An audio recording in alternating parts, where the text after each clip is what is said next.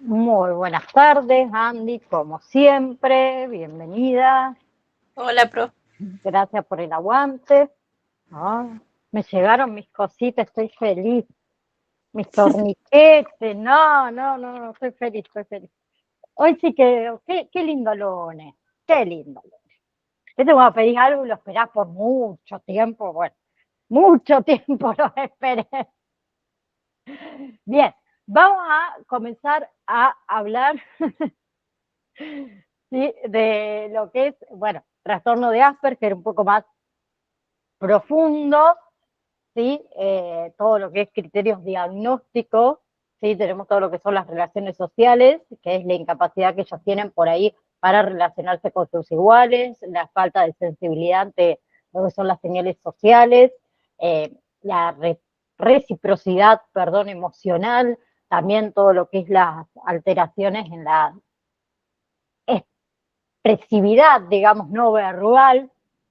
También estaba lo que serían las adaptaciones conductuales, ¿sí? Por ahí ellos tienen esa dificultad para adaptar las conductas según el contexto y también comprender las interacciones ajenas. Más que nada, como habíamos dicho, las dobles intenciones, ¿sí? También tienen intereses rituales, intereses absorbentes excesivos, por ahí por ciertos temas. Eh, Tenemos las limitaciones en el uso del lenguaje, la torpeza motora, ¿se acuerdan? Suelen tener una inteligencia normal, ¿sí? Pero por ahí tienen alteraciones en lo que es la flexibilidad mental y también comportamental, ¿sí? Hablamos también de la hipersensibilidad, algunos estímulos, hablamos de que por ahí tienen preferencia por actividades mecánicas, como es el tema de coleccionar, de apilar, de desmontar, y por ahí son bastante resistentes a los cambios, ¿sí? Desarrollan muchas, digamos, rutinas o rituales, ¿sí? Eh, a ver, si hablamos de posibles por ahí intervenciones, vamos a decirlo, ¿sí? Tenemos el uso de historias basadas en situaciones reales para explicar contextos, reacciones, expectativas, ¿sí? También todo lo que es aprendizaje de expresiones faciales y gestos corporales que están asociados a emociones, ¿sí? Por ejemplo, esto de jugar frente a un espejo, por ejemplo. Después tenemos juegos simples, que después vamos a hablar un poco de los juegos, eh, con reglas muy simples que demanden de poca demanda, valga la redundancia, motora, por ejemplo, ¿sí? Juegos que requieran respetar normas y saber perder, ¿sí? Evitar también por ahí esto de eh, universalizar normas, ¿sí? Eh, por ejemplo, a ver, ¿a qué hablo? A usar frases como normalmente, debes, no debes, ¿sí? Eh, y después tenemos el trastorno del espectro autista, ¿sí? Que tienen esa incapacidad para comprender el vínculo humano, ¿sí? Que en realidad son fallas tempranas en lo que es la estructuración de la subjetividad, ¿sí? Y la sintomatología ya es variable, todo lo que es evolución y síntomas varían de individuo a individuo, ¿sí? Ellos tienen muy buena relación con las máquinas, tienen habilidad para armar, para desarmar, digamos, aparatos, ¿sí? Generalmente no hablan o tienen un lenguaje más ecolálico. También suelen tener la mirada vacía o tener ausencia de mímica, de gestos, gestos más que nada de llamada. Eh, no diferencian tampoco por ahí entre familiares y extraños y el tema de los movimientos estereotipados, ¿sí? Eso también lo habíamos charlado un poquito la clase pasada. Ahora sí quiero compartirles, a ver, ahí está, le voy a compartir con respecto a los juegos. Vamos a hablar del juego, ¿sí? el juego es fundamental para lo que es el desarrollo infantil, ¿sí? Combina lo que son pulsiones, fantasías y pensamientos, y si nos basamos en Freud, el juego permite convertir experiencias displacenteras, perdón, en objetos de recuerdo y elaboración anímica, ¿sí? Entonces, en lo que es el contexto más que nada terapéutico, el juego que va a hacer facilita la creación de enlaces más que nada representacionales, ¿sí? También la apropiación de eventos, la organización de huellas mnemímicas, ¿sí? Porque jugar en realidad no solo refleja un nivel de estructuración psíquica, sino que también va a construir, perdón, a construir no, a contribuir en lo que es el desarrollo de ese niño, ¿sí? ¿Sí? El juego es como si nos permitiera asumir otros roles o transformar, qué sé yo, un espacio en un escenario de juego, ¿sí? Liberar el tiempo.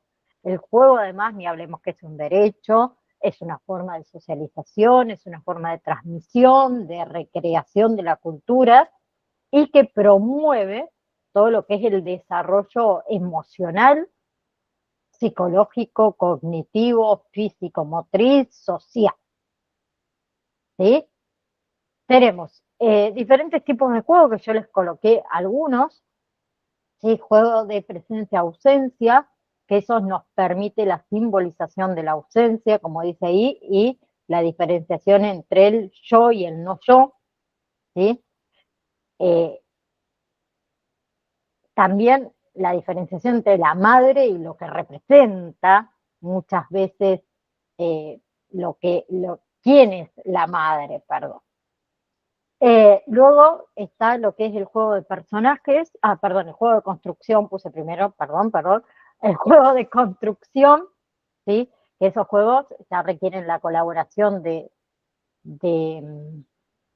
o están involucradas, mejor dicho, todo lo que son esas piezas de ensamble, piezas para encajar, para apilar, para superponer, para juntar y así crear algún tipo de construcción. Eso desarrolla todo lo que es la coordinación óculo-manual, ¿sí? Nos ayuda con la diferenciación de forma, de colores, a razonar, nos ayuda con lo que es la organización espacial, la atención, la flexión, la memoria lógica también, la concentración, la persistencia, y son fundamentales para lo que es la autoestima, ¿sí? Y la superación. ¿Por qué? Porque implica, como dice ahí, la planificación, la ejecución y la evaluación de proyectos. ¿Sí? ¿No se los compartí?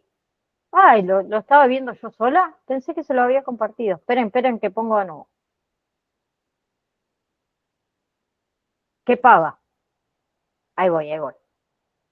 Bueno, lo estaba viendo yo sola, pensé que se lo había compartido. Ahí, juego de presencia-ausencia, juego de construcción, ¿sí? Ahora vamos con lo que es juego de personajes, ¿sí?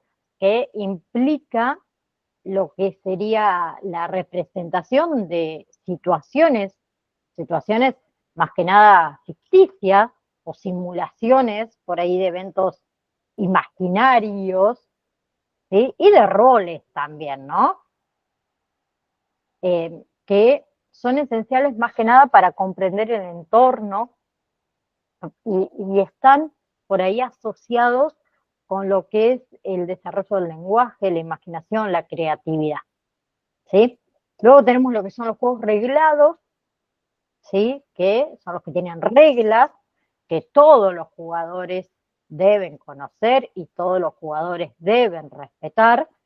Eso favorece, o esos juegos favorecen a lo que es la socialización, al respeto, la negociación de normas, promueve todo lo que son procesos cognitivos, como es la percepción, la atención, la memoria, el pensamiento y el lenguaje. Y por último tenemos lo que son los juegos de cooperación, ¿sí?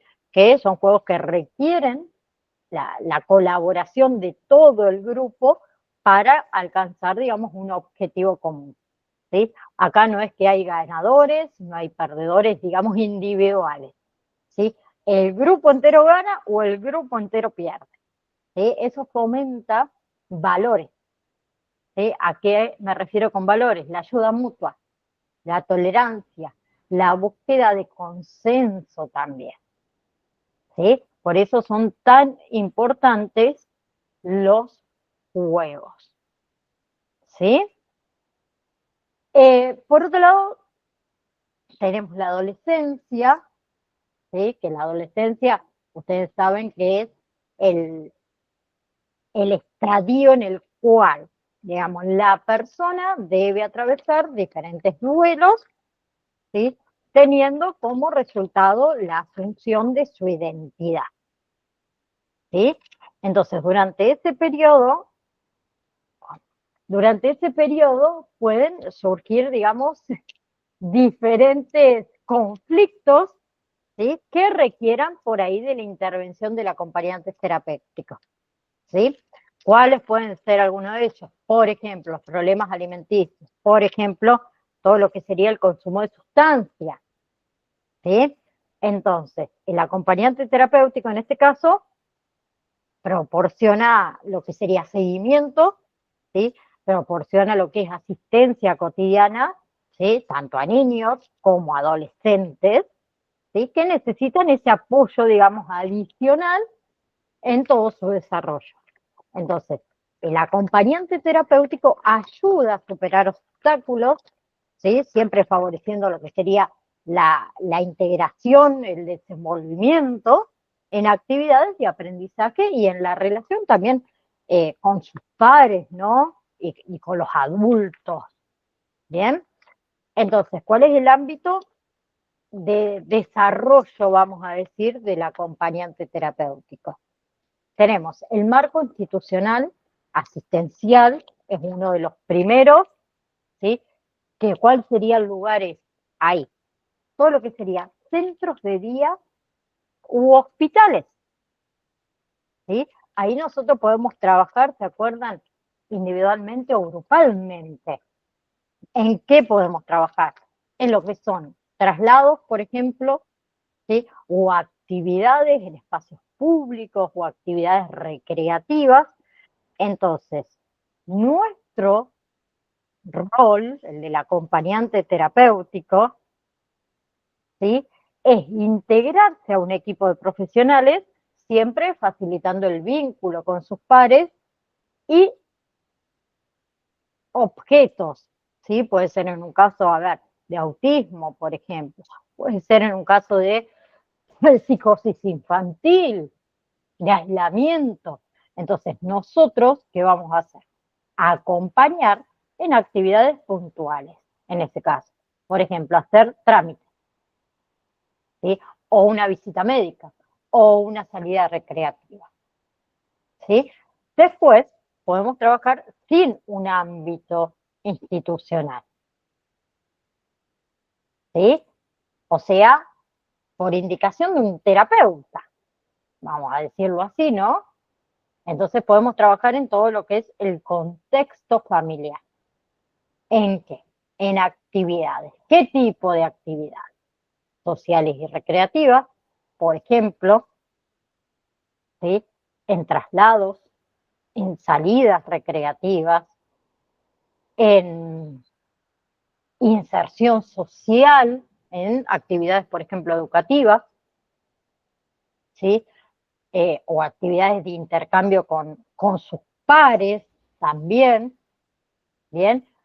Ahí la contratación es directamente por la familia, ¿sí? O puede ser a instancias de un terapeuta, ¿sí? O de un equipo privado, ¿sí? Y después tenemos lo que es el ámbito educativo. El ámbito educativo tenemos participación, digamos, en interacción escolar, ¿sí? Puede ser escuelas comunes, puede ser escuelas especiales, ¿no?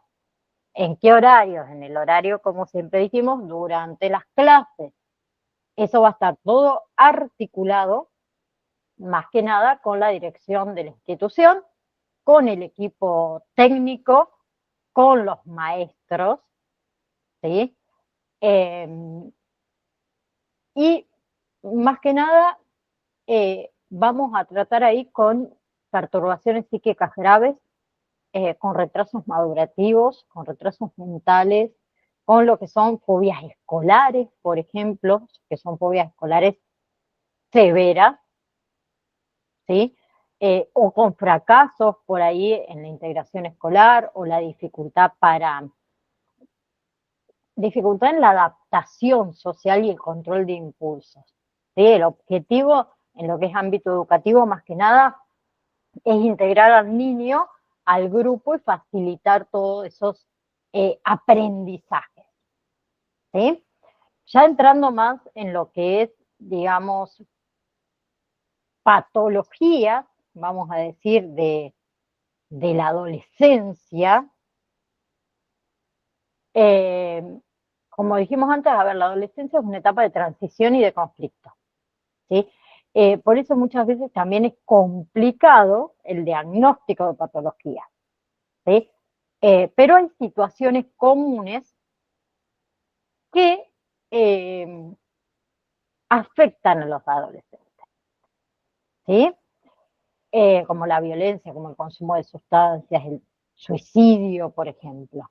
El suicidio, chicos, es un problema grave, muy grave entre los jóvenes de todo el mundo, literal. Es difícil encontrar por ahí, como decía, rasgos comunes para explicar el comportamiento suicida, ¿sí? Porque, a ver, hay algunos jóvenes que asumen riesgos, ¿sí? Riesgos compulsivos en busca de sentido para su vida. Hay otros que por ahí, a ver, están resignados a una vida sin sentido aparente para ellos y se convierten en suicidas, ¿sí? Después tenemos, por ejemplo, trastorno de la alimentación, ¿sí? Los más comunes, bulimia, anorexia, que aumentó en la adolescencia terriblemente en las últimas décadas, ¿sí? Entonces, por un lado tenemos la anorexia. ¿Qué es la anorexia? En realidad, la anorexia, ustedes saben que afecta aproximadamente al 1% de los jóvenes, ¿sí? Ustedes saben que también la delgadez se impone como modelo y la gordura se percibe negativamente. Entonces, los jóvenes con anorexia buscan controlarse a sí mismos y ser aceptados. Entonces, siguen dietas estrictas, hacen ejercicios físicos extremos. Eso los lleva a tener un peso muy por debajo de lo recomendado. Y tienen una distorsión de la imagen corporal, que eso es común en aquel que padece anorexia. Ellos se ven con sobrepeso a pesar de estar delgados, ¿sí? Y tenemos la bulimia, que la bulimia en realidad se caracteriza por la ingesta, ¿sí?, compulsiva y métodos de expulsión, como es el vómito inducido, como es el abuso de laxantes o las dietas por ahí extremas, ¿sí? Todo lo que es la ingesta compulsiva, más que nada, suele ocurrir cuando ellos están solos, ¿sí? Que también puede ser desencadenada, por ejemplo, a ver, por estrés, por ejemplo, por tensiones, ¿sí? Después tenemos el consumo de sustancias, ¿sí?, que somos nosotros los que vamos a tener que ayudar a tomar conciencia muchas veces de la enfermedad, ¿sí? Alentar a la no realización, ¿sí? Contener también la ansiedad esa provocada por abstinencia, ¿sí? Eh, Hacer observar, digamos, las consecuencias negativas de esa adicción, ¿sí? Vamos a tener que trabajar y generar, digamos, nuevos hábitos saludables, ¿sí? Favorecer también un poco a lo que es la modificación, podríamos decirlo, ¿sí? De la red social por una red social mucho más saludable, ¿sí? Vamos a tener que trabajar en lo que es la planificación de qué, de nuevos planes y nuevas rutinas de vida, ¿sí? Podemos trabajar en lo que es encontrar ¿cómo decir?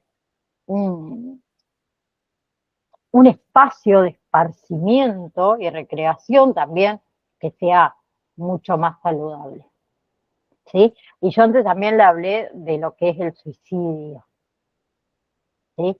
Que si nos basamos en lo que dice la Organización Mundial de la Salud, es todo acto por el cual un individuo se causa a sí mismo una lesión o un daño con un grado variable de intención de morir, ¿sí? Ahora, las conductas suicidas en realidad abarcan la ideación suicida, ¿sí? Después tenemos la idea o elaboración del plan, después tenemos la obtención de los medios para hacerlo y después tenemos la consumación del acto, ¿sí? Con respecto a la bulimia, tenemos dos tipos diferentes de bulimia, que eso tampoco se los nombré, ¿sí? Tenemos la de tipo purgativa, ¿sí? Que es la expulsión de la comida por medios químicos, laxantes, enemas, diuréticos o los que son los vómitos autoinducidos. Y también tenemos la de tipo no purgativo, ¿sí? Que serían los atracones que se alternan con periodos de restricción alimentaria y intenso ejercicio físico, ¿sí?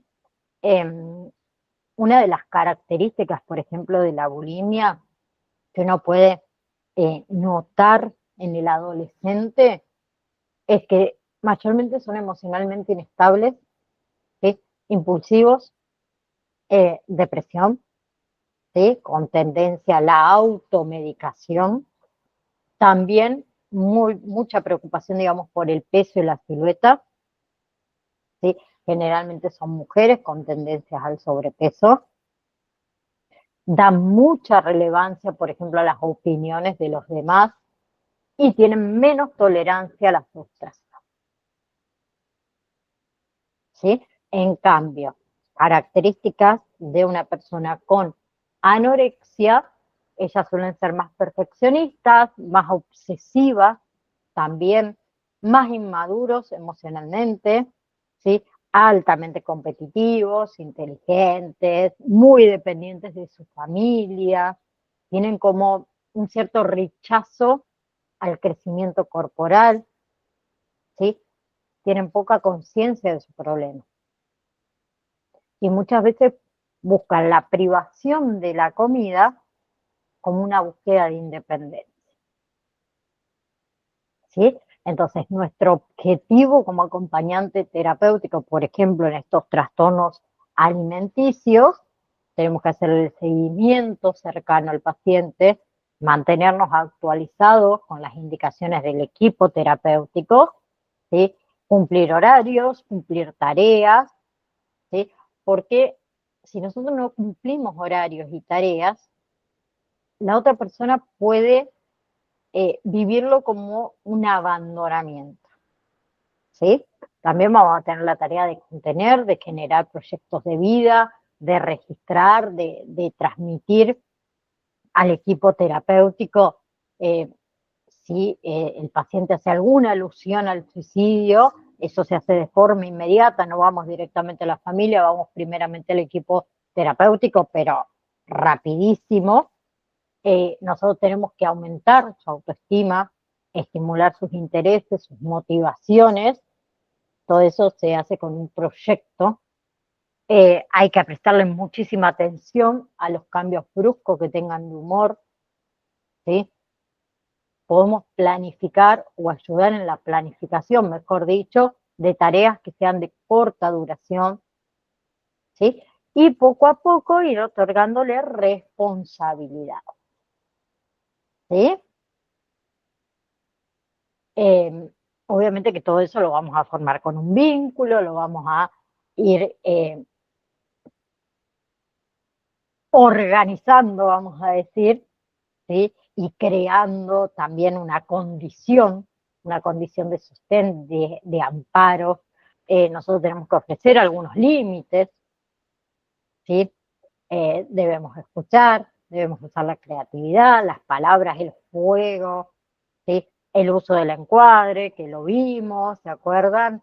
También diseñar por ahí herramientas que posibiliten la resolución de conflictos, calmar la ansiedad, ¿sí? Generar habilidades sociales, ¿sí? O ayudar, por ejemplo, a la reorganización del organigrama vital, ¿sí? Trabajar más que nada, a ver, sobre las prioridades, ¿sí?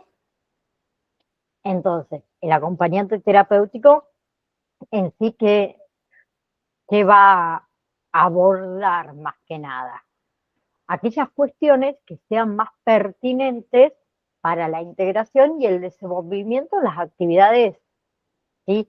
Tendientes al aprendizaje, ¿sí? Siempre favoreciendo el vínculo en realidad con sus pares y con los demás adultos, ¿sí? Por eso antes mencionamos esos 3 ámbitos para el desarrollo del acompañamiento. Pero en la adolescencia acá tenemos el marco institucional asistencial, que era el centro de día, u hospitales, ¿se acuerdan? El marco institucional asistencial, ¿sí? Y en lo que es digamos, sin un ámbito institucional, ahí está, ¿sí? En lo que sería la intervención en el contexto familiar. Bien, que ahí sí somos contratados, digamos, por la familia y después tenemos el ámbito educativo. Bien, ¿vamos hasta ahí? ¿Preguntas? ¿Ninguna, ninguna, ninguna? No, ¿O profe. sigo? Después no me paren. No, vamos con, con lo que es un poco el concepto de discapacidad y que es fundamental. Ustedes saben que antiguamente se pensaba en la discapacidad como un déficit, ¿sí? Un déficit en algunas funciones del individuo. Ustedes como acompañantes terapéuticos deben trabajar potenciando las posibilidades de ese sujeto, fomentando su autoestima, ¿sí? Entonces, para eso es necesario que orientemos nuestro trabajo desde el modelo social de la discapacidad en la cual esa falta, vamos a ponerla entre comillas, está puesta sobre la sociedad, ¿sí? Y la dificultad para incluir la diversidad y no sobre la persona. Entonces, el síndrome de Down, el retraso mental, la parálisis, retraso mental que ahora es discapacidad intelectual, perdón, parálisis cerebral, déficit de atención, tienen diferentes características, ¿sí? Y hay que entender cada una de esas características y hay que entender las necesidades, ¿sí? Porque eso va a ser fundamental para pensar en el rol del acompañante terapeuta, ¿sí? Entonces, discapacidad. La palabra discapacidad, tenemos el prefijo dis que indica dificultad y distinción, ¿sí? Ese concepto de discapacidad ha evolucionado a lo largo de la historia, porque inicialmente se hablaba de persona discapacitada, ¿se acuerdan? ¿Sí? Refiriéndose a alguien con capacidades distintas. Ahora, el modelo social de la discapacidad se centra en ¿qué? En las necesidades educativas especiales, ¿sí? Que sugiere que las limitaciones no se deben a la discapacidad, sino a qué? A las interacciones de ese individuo con su entorno. Entonces, actualmente, ¿qué es el término que se utiliza? Persona en situación de discapacidad. ¿Sí? Hay diferentes tipos de discapacidades. Por ejemplo, discapacidad motora, todo lo que sería trastornos óseos, trastornos musculares, que dificultan, ¿sí?, la movilidad. Después tenemos la discapacidad visual, por ejemplo, ¿no?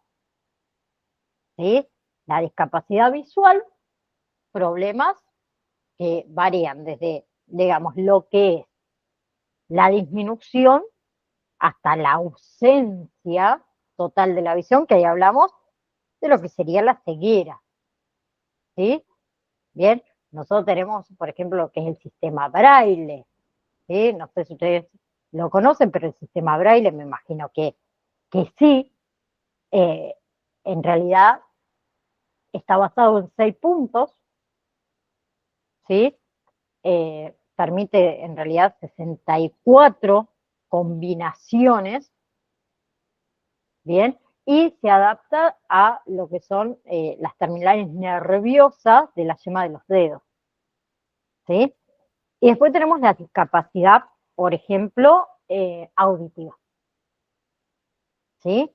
Que incluye desde lo que es la hipoacusia leve, hasta la sordera, ¿sí? Ahora les pregunto, ustedes han escuchado, obviamente, hablar de lo que es la inclusión, ¿o no? Sí, obvio, la palabra la sintieron. Pero hay como unos errores, se ve ahí de conceptos, vamos a decir. Quiero que piensen en una persona en situación de discapacidad como un sujeto de derecho, ¿sí?, que lleva a la idea de inclusión. ¿Qué implica eso? Brindar herramientas necesarias para su pleno desarrollo, ¿sí? Es importante, como les dije antes, a ver, diferenciar conceptos, ¿sí? Por un lado tenemos un concepto que es exclusión. La exclusión es negar el acceso a la educación a estudiantes con discapacidad, ¿sí? Donde se le impide matricularse, donde se le impone condiciones muchas veces que efectivamente lo excluyen de la escuela. Y por otro lado tenemos segregación, que no sé si han escuchado quizás esa palabra. Segregación es educar a estudiantes con discapacidad en la escuela común, pero en ambientes separados, ¿sí?, o en escuelas especiales, o en clases separadas dentro de esa escuela común. Que eso lo llaman clases de recursos. Y después decimos que hacemos inclusión. Ahora, la integración implica ubicar a una persona con discapacidad en una escuela común, pero sin cambiar el sistema educativo. Vayan escuchando lo que yo voy diciendo. Eso es integración. ¿Eso qué significa? Que ese alumno con discapacidad se coloca en una clase común, pero sin ningún tipo de apoyo individualizado. Con un maestro que no puede o no desea responder a las necesidades de aprendizaje. Entonces, ¿la integración en qué se centra? En la adaptación del niño a la escuela, no al revés, de la escuela al niño. Entonces, muchas veces está integrado ese niño, pero no incluido. La inclusión, en cambio, requiere una transformación del sistema educativo, con cambios en el contenido, con cambios en el método de enseñanza, con cambios en la estructura, en las estrategias, ¿sí? Si nosotros hablamos de un sistema inclusivo, los maestros están capacitados para responder a diferentes estilos de aprendizaje, ¿sí?, y presentar las lecciones, vamos a decir, o los exámenes, de forma variada. y existen recursos para las necesidades individuales de los alumnos. Están los programas modificados, los materiales adaptados. ¿Sí? Por eso antes hablé, el maestro quizás no puede o no desea. ¿Sí? Entonces, si nosotros nos ponemos a pensar en estos dos conceptos, integración e inclusión, ¿sí? Lamentablemente, eh, muchos colegios, escuelas, llámenlo como ustedes desean, que dicen, nosotros apoyamos a la inclusión, pero no hacen inclusión, hacen integración, que son dos cosas totalmente diferentes y no saben los conceptos.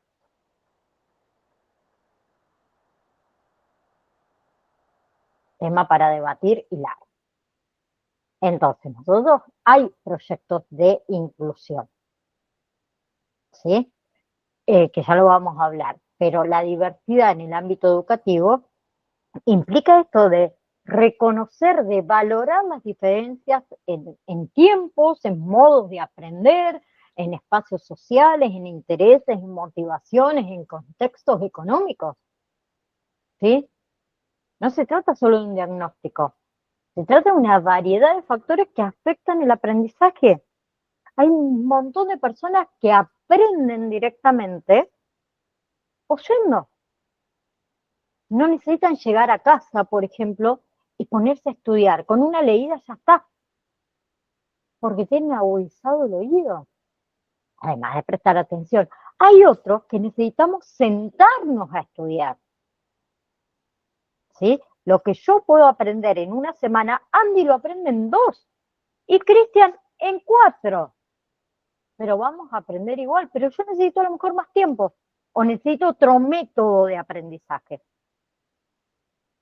¿sí? A Andy le resulta que aprende muy bien en grupo cuando se juntan. Yo necesito estudiar sola, ¿sí? Y a Cristian le da lo mismo. Son distintos tipos, ¿sí? Ahora, con esto del proyecto de inclusión, es implementar un proyecto de inclusión que implica desarrollar un proyecto pedagógico individual, ¿sí? Que contemple el modo de aprender del niño, los tiempos del niño, las herramientas que necesita para alcanzar los objetivos, ¿sí? Yo he escuchado un montón de maestros y maestras que han dicho, bueno, mira, yo ya me cansé, si avanzó, avanzó, y si no, yo sigo porque me retrasa todos los otros niños.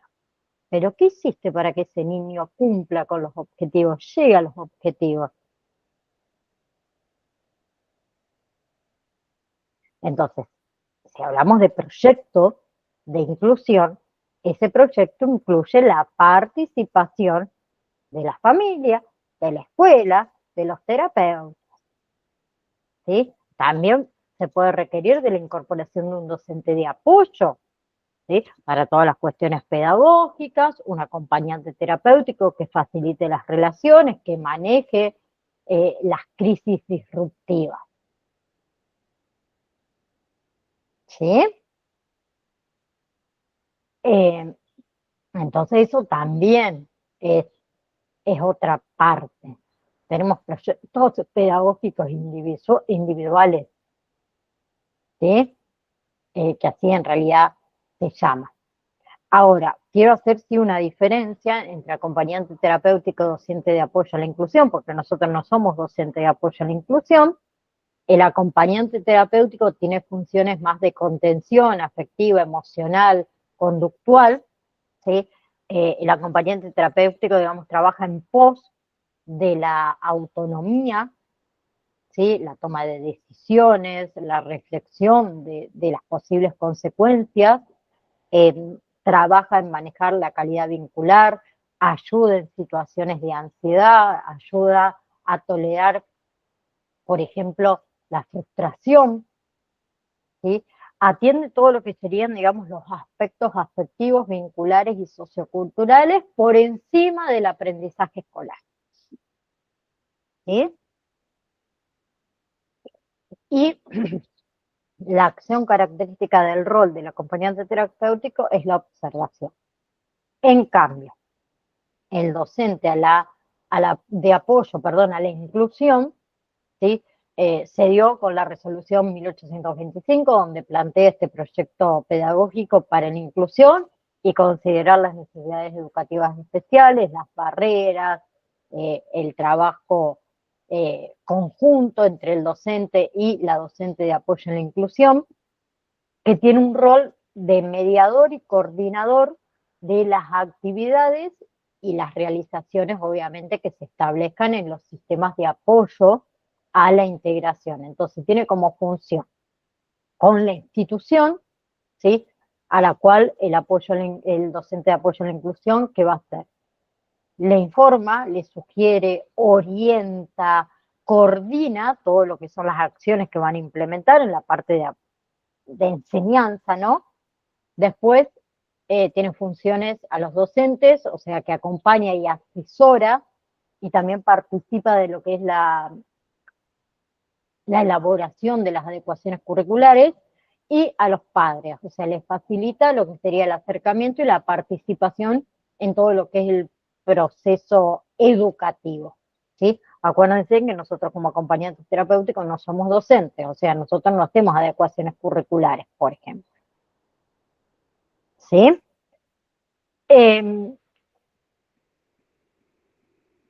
Hablando de algunas patologías, ¿sí? Tenemos lo que es discapacidad intelectual o retraso mental, ¿sí? Que se acuerdan que es un estado en el cual el desarrollo de la mente es incompleto, se detiene, ¿sí? Esto lo vimos un poco en la nosología, ¿sí? Yo se los comenté. Hay, en realidad se clasifica según la gravedad. Tenemos leve, ¿sí?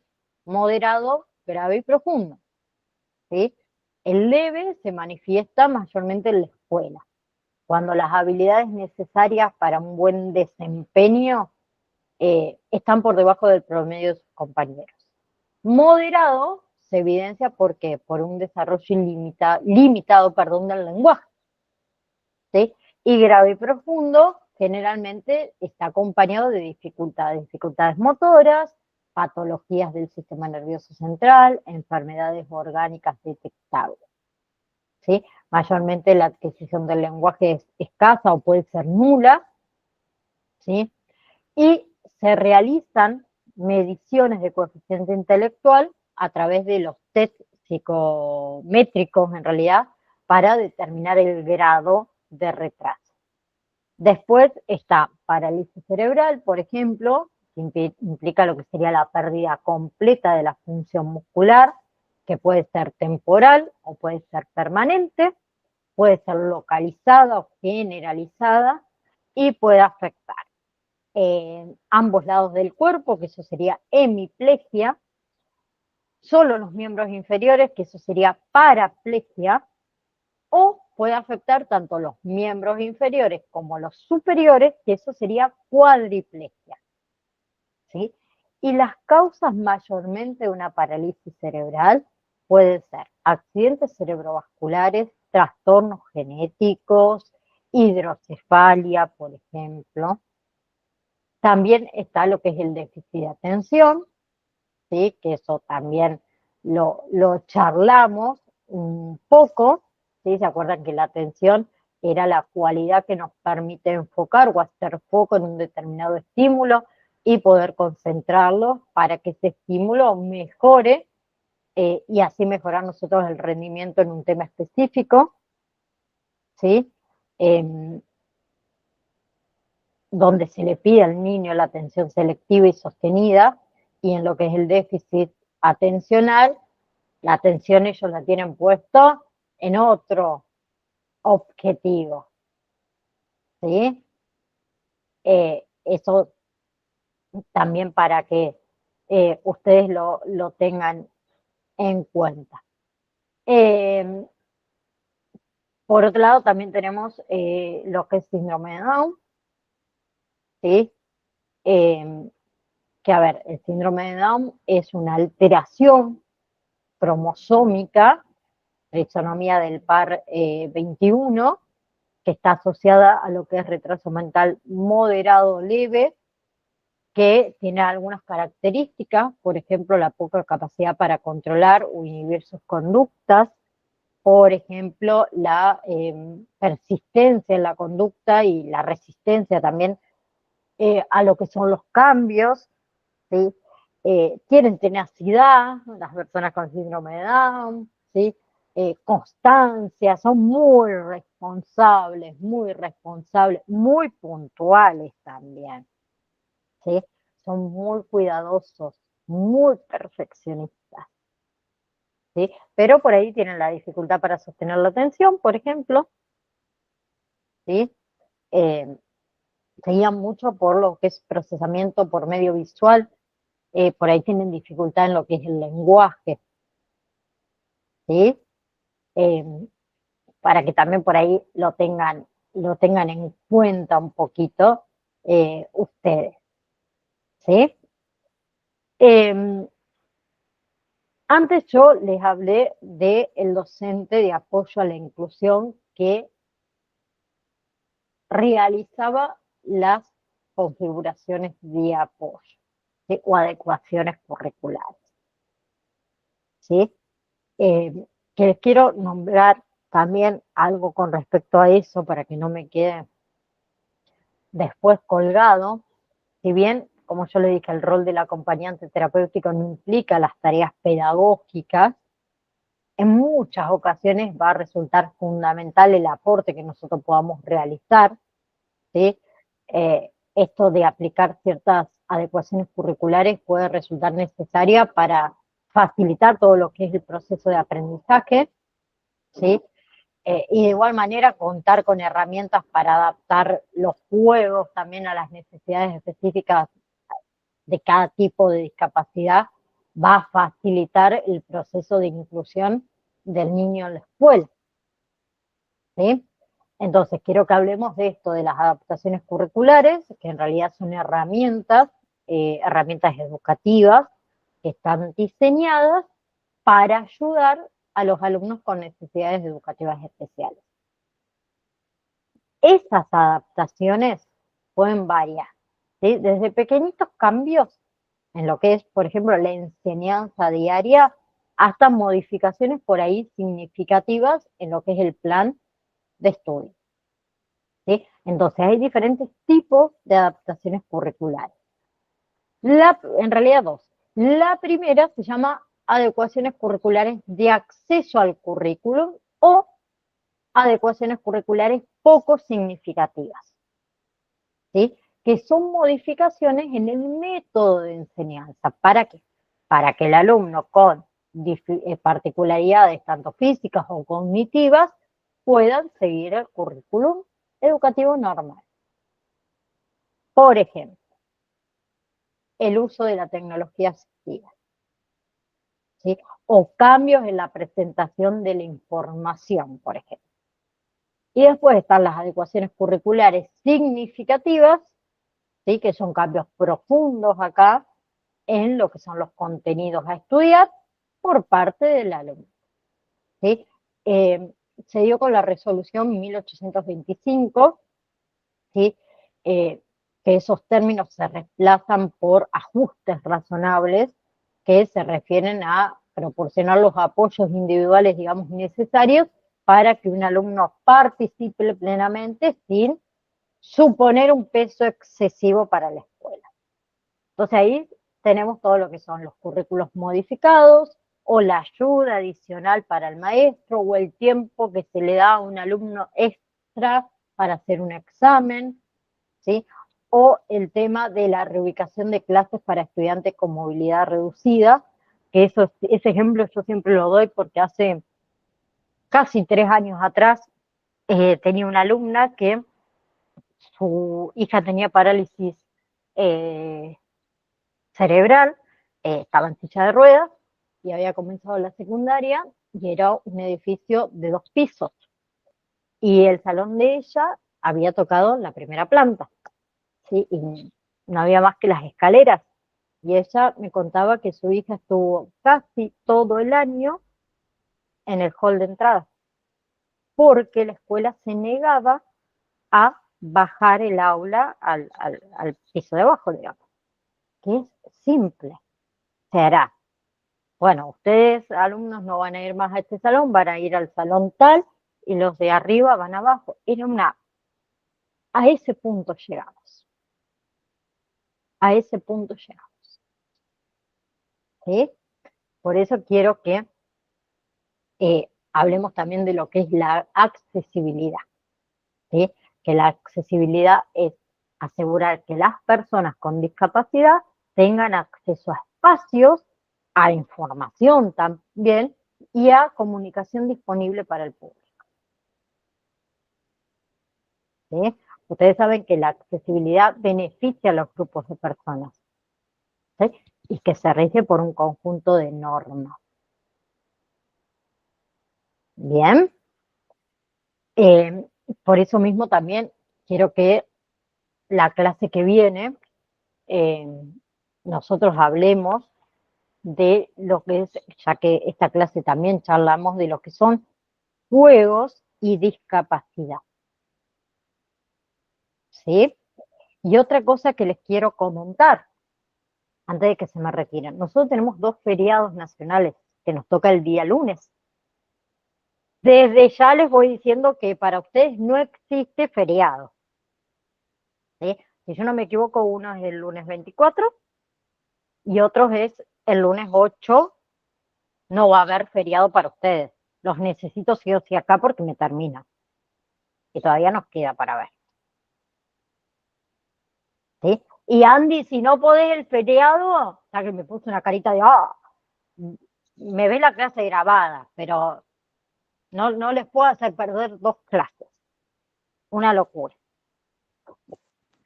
No, profe, siempre acá yo.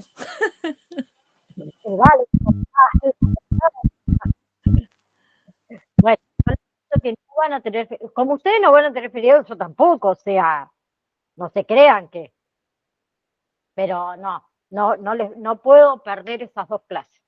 Literal no puedo. ¿Sí? Así que nos vemos el próximo lunes y así todos los lunes, de ahora en más, porque yo les tengo que hacer rendir el examen final antes de Navidad. Entonces como que la Navidad me jode. me jode con el tiempo. Entonces nos vemos el lunes que viene. Siempre aguárdenme, acuérdense en esos 5 minutitos, que siempre llego un ratitín más tarde, pero acá voy a estar. Y si de última después tenemos que colocar alguna otra clase, lo vamos a ir viendo, no se preocupen, pero vamos a terminar de ver todo sí o sí. ¿Sí? Así que, tanto Cristian como Andy, gracias, como les digo siempre, por estar, ¿sí? Tengan una hermosa, hermosa semana que recién comienza y nos vemos el próximo lunes. Chao, chao. Chao, profe, hasta luego. Chao, chao. Chao, chis.